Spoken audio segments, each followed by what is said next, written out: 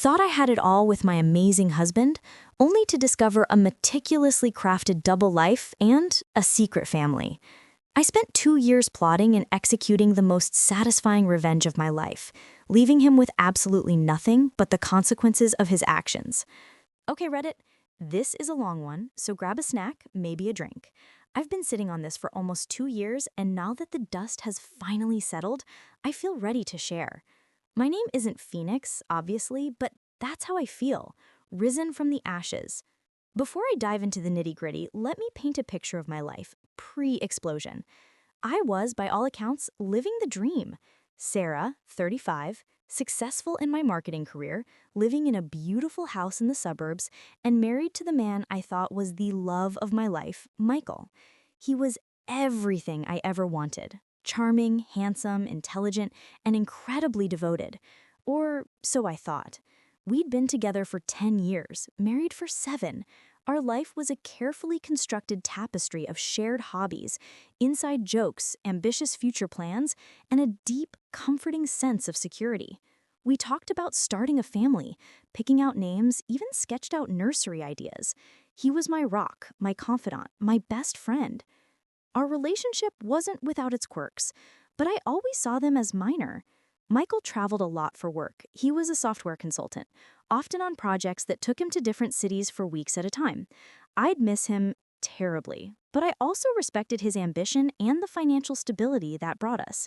He was always good about calling, texting, sending flowers. He'd bring me back thoughtful souvenirs from his trips.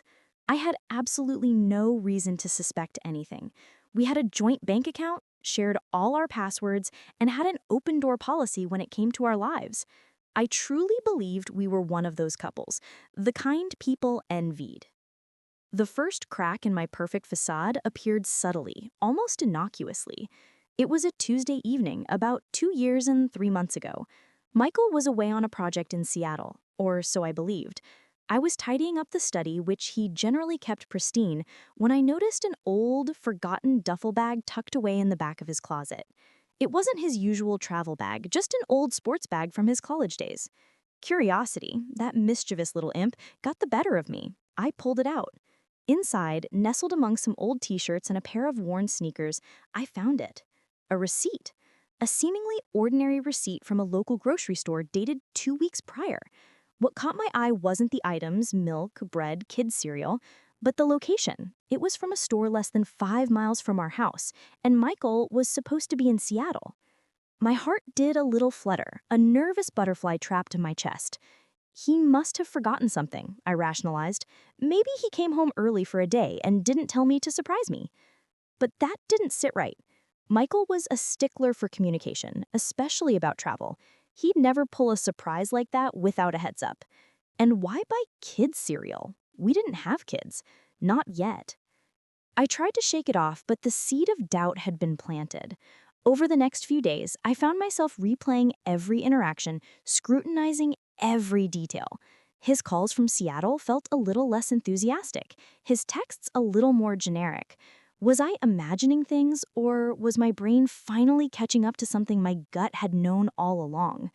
The next week, I decided to do a little digging. Nothing overt, just a casual check. I logged into our shared credit card account. I typically didn't pore over every transaction, trusting Michael completely, but now I was searching. And there it was. Multiple small transactions, all local, over the past few months that didn't align with his declared travel schedule. Coffee shops, dry cleaning, a hardware store, all places near our home during times he was supposedly hundreds of miles away. The pit in my stomach grew into a black hole. I started looking at his travel itineraries, which he always shared with me. They were all meticulously planned with flight numbers, hotel bookings, and client meeting schedules. But what if they were just for show? I remembered a few times he'd been stuck in a city for an extra day or two due to unforeseen project delays. He'd always sound stressed, apologizing for the inconvenience. Now, those delays took on a sinister new meaning. This is when I transformed. The trusting, innocent Sarah began to recede, replaced by a cold, calculating investigator. I needed proof. Irrefutable, undeniable proof. I didn't want to confront him with a gut feeling. I wanted to hit him with a brick wall of evidence. My first real step was checking his phone records. We had a family plan, so I had access. I looked at the call logs, specifically for numbers I didn't recognize. There was one number that popped up repeatedly, a local number, always around the times he was supposedly traveling or working late. It wasn't in his contacts. I cross-referenced the call times with the credit card transactions. A pattern emerged. Calls to this number often coincided with purchases at the local grocery store or a nearby cafe. I didn't call the number, not yet. I was too scared of what I might find, and I needed to control the narrative. I wanted him to be caught, not to spook him into covering his tracks. I started observing. When he was away, I'd drive by the grocery store mentioned on the receipt. Nothing. I felt like a spy in my own life, which was both exhilarating and soul-crushing. This wasn't me, but I couldn't stop. Then one evening, while he was supposedly on a red-eye flight back from Houston, I decided to take a late-night drive. My target, the vicinity of the grocery store from the receipt. It was a residential area, quiet and tree-lined. As I drove slowly down a side street, my headlights caught a familiar gleam. A car, his car, parked discreetly under a large oak tree.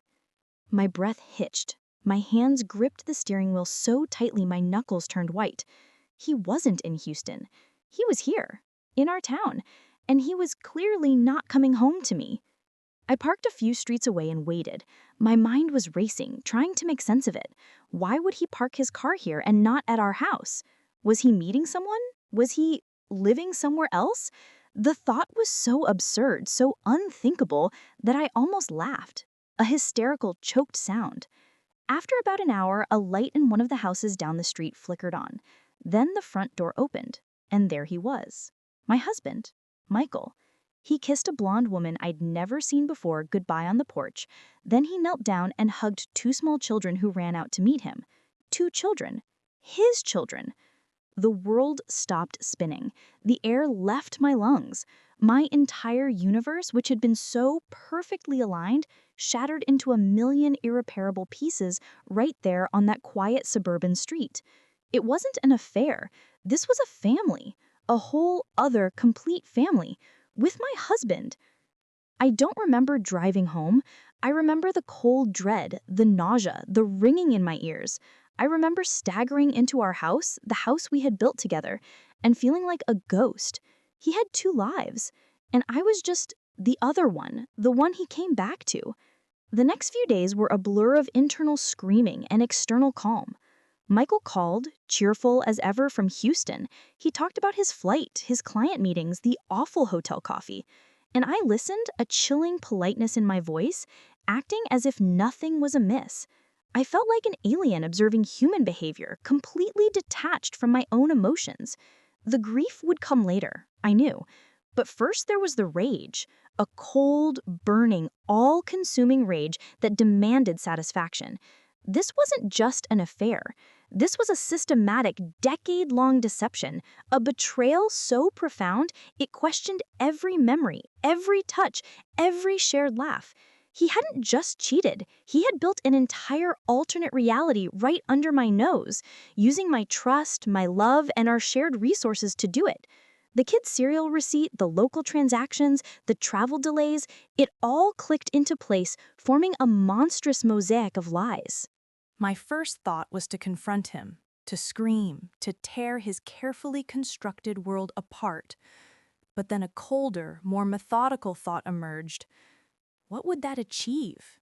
He'd deny, he'd gaslight, he'd minimize, and then he'd probably divorce me, and I'd be left with half of everything and a broken heart.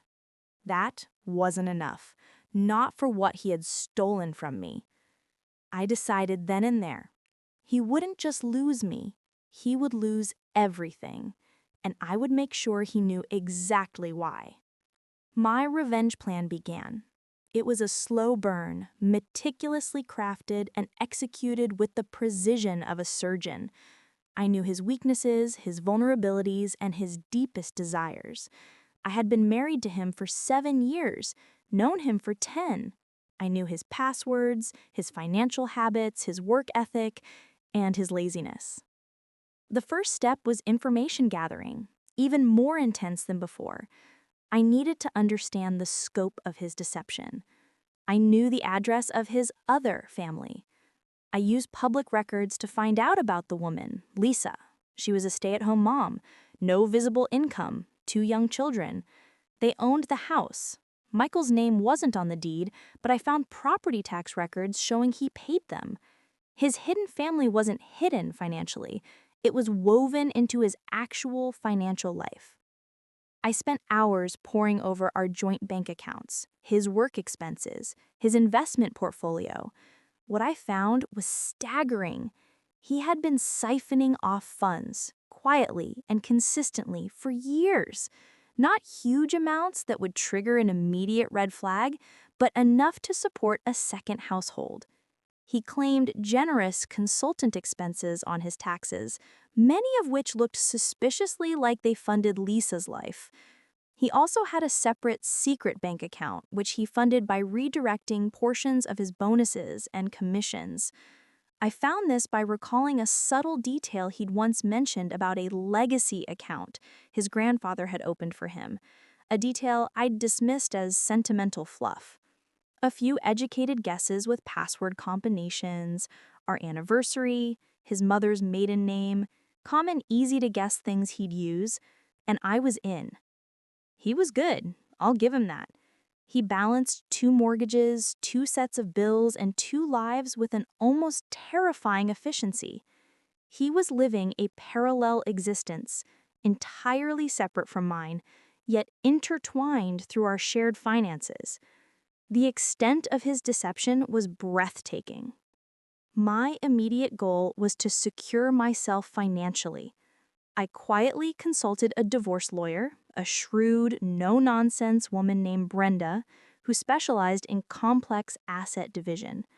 I didn't tell her everything at first, just that I was considering divorce and wanted to understand my rights. She advised me to gather as much financial documentation as possible. This was exactly what I was doing.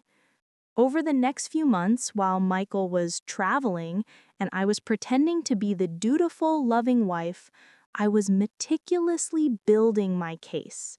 I copied every financial statement, every email, every receipt that linked him to Lisa and their children. I took photos of his car at their house, photos of him interacting with the children. I even discreetly installed a GPS tracker on his car, an old trick I learned from a true crime podcast, ironically. It confirmed his movements with chilling accuracy. He wasn't just visiting, he was spending entire weekends, even weeks, with them. I also started quietly liquidating my personal assets that weren't tied to him, small investments I had, some inherited jewelry, anything I could convert to cash and move to a separate, entirely private bank account. I didn't touch our joint assets, not yet.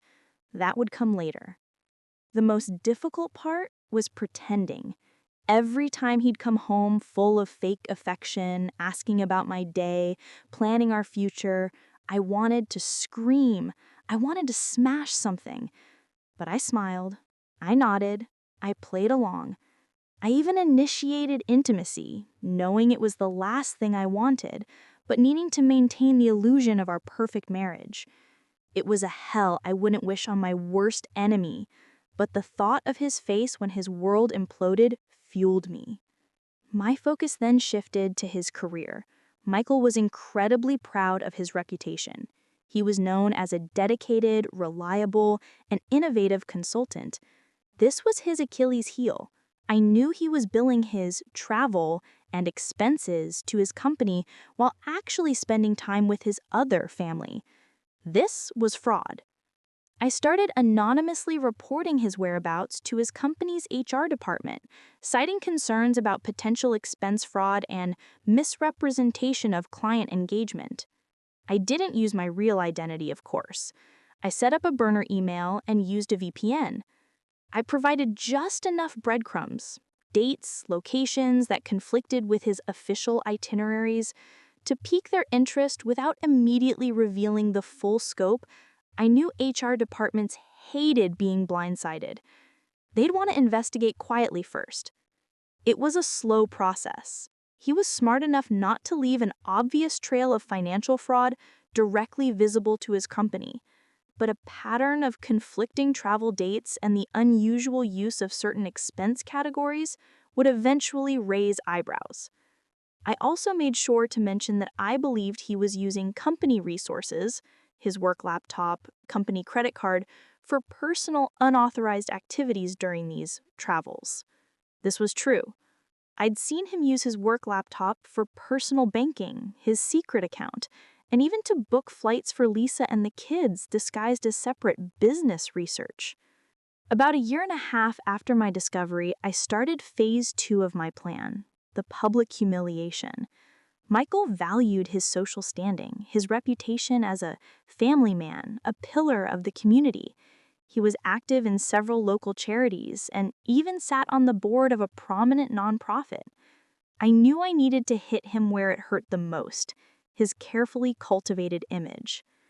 I created a fake social media profile, again, using a VPN and an anonymous email. I started subtly interacting with people who knew Michael from his charity work, his golf club, his professional network. I posed as a concerned citizen who had uncovered something troubling.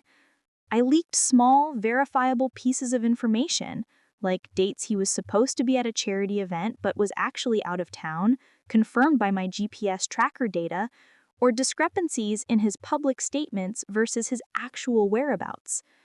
I didn't immediately expose the second family. I wanted to build an atmosphere of doubt and suspicion first. I wanted people to question him, to wonder. My goal was to make him a pariah in his social circles before the final, devastating blow. Around this time, Michael started noticing things. He'd come home looking stressed, talking about weird questions from colleagues or odd looks from friends. He attributed it to stress at work or jealousy. I, of course, offered comforting words and expressed my concern, playing the role of the supportive wife. Then came the legal preparations. Brenda, my lawyer, was a shark. I finally laid out the entire story, providing her with the mountain of evidence I had collected. The receipts, the call logs, the GPS data, the photos, the secret bank account details, the property tax records for Lisa's house. She was stunned. "This is one of the most egregious cases of marital fraud I've ever seen," she told me, her voice grim. "He's not just guilty of adultery. He's guilty of financial deception on an unprecedented scale." Armed with her advice, I started preparing for the final confrontation. I changed all the passwords on our joint accounts and credit cards to new ones that only I knew of. I set up alerts for any suspicious activity. I made sure my personal finances were entirely separate and secure. I also arranged for a moving company to come the day I planned to drop the bomb, to remove all my personal belongings from our house. I didn't want to be there when he realized what was happening. The day came, a crisp autumn morning. Michael was traveling, again, of course. I had deliberately chosen a week when he was supposed to be in another state, knowing he'd actually be with Lisa. I called Brenda and gave her the green light. First, I executed the financial freeze. All joint accounts were locked down, his access to them was revoked. The substantial funds he had been siphoning into his secret account were legally rerouted back into our joint marital assets, under Brenda's instruction, effectively cutting off his direct cash flow to Lisa. The mortgage on our house was put solely in my name, with the existing balance covered by funds from the joint account that he had conveniently forgotten about. Next, the reveal to his work. Brenda, on my behalf, formally contacted his company's HR and legal departments, presenting them with the full, devastating dossier of his expense fraud and the unauthorized use of company resources. The evidence was irrefutable. My anonymous tips had laid the groundwork. Brenda's formal presentation was the hammer blow. While all this was unfolding, I sent Lisa an anonymous, carefully worded email. It contained a link to an online album with all the photos of Michael with me, our wedding photos, our vacations, our life together. And a simple message: your husband has another family. This is what his life truly looks like. Ask him about Sarah. I didn't want her to be blindsided the way I was. I wanted her to have a seed of doubt, to ask the questions, to be part of his downfall. She deserved to know the truth about the man she thought she loved. Finally, the grand finale. I wrote Michael a letter. Not an email, not a text. A physical letter printed on heavy paper and left it on his pillow. No screaming, no hysterics, just cold, hard facts. The letter detailed everything. Every lie, every deception, every secret bank account, every date, every specific instance of his double life. I told him I knew about Lisa, about his children, about his fraud at work. I explained how I knew, step by painstaking step. I listed every financial manipulation he had made, every expense he had falsely claimed, every resource he had diverted. I detailed the legal actions I had taken, the financial accounts I had frozen, and the evidence I had provided to his company. I informed him that I had filed for divorce, citing irreconcilable differences and egregious marital misconduct, ensuring that his financial misconduct would be laid bare in court. I ended the letter with a single, chilling sentence. You stole 10 years of my life, Michael, and in return, I have systematically dismantled yours. Enjoy the consequences. Then, I left. The movers came, clearing out my personal items, leaving the house sparse and empty, a hollow shell of our life together. I didn't look back. I stayed with a friend for a few days, turning off my phone, cutting myself off from the world. I knew the storm would break. And it did. Michael's phone calls started almost immediately, dozens of them.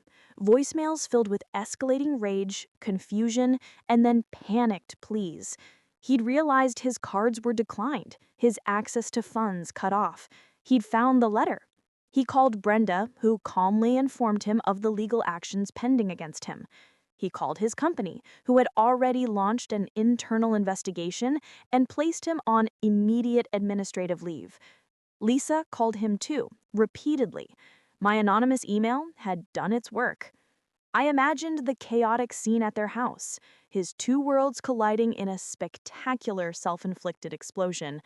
The thought, I admit, brought a wave of grim satisfaction. The divorce proceedings were brutal, as expected, but Michael had no leg to stand on. My evidence was overwhelming. He tried to deny, to deflect, to portray me as a vindictive ex-wife, but Brenda shut him down at every turn. The financial fraud was undeniable, the dual family existence irrefutable. His company fired him, not just for expense fraud, but for gross misconduct and a breach of professional ethics after his double life became public through the divorce filings. His carefully constructed reputation was in tatters. His charity board positions evaporated. His social circles shunned him.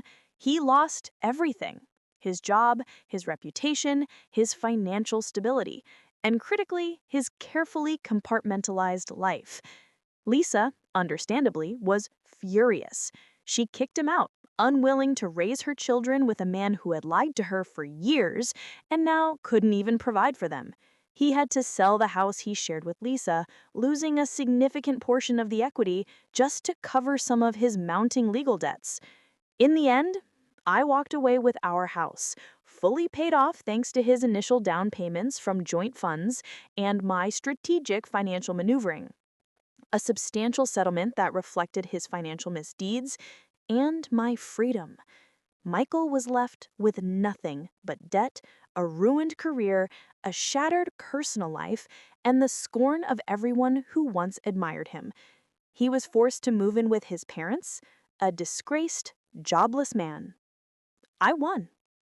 Looking back, the emotional cost of those 2 years of deception, of living a lie while actively plotting revenge, was immense. There were nights I cried myself to sleep, Mornings I woke up with a knot of dread in my stomach. Days I felt like a stranger in my own skin.